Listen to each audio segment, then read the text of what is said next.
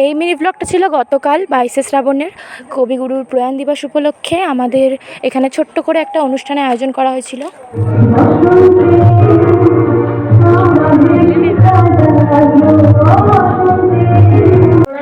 তুমি বলছো দুপুর এখন সবে না, আমার যেটা সত্যি হলো তা একদিনের কি।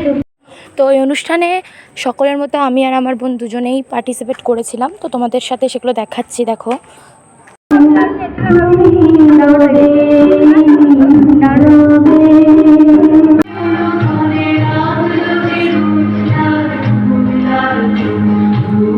তো মোটামুটি 2 ঘন্টার মতো প্রোগ্রাম ছিল। বোন ডান্স করেছিল, এখানে ওর সাজটা দেখে নাও, আর আমি গান করেছিলাম।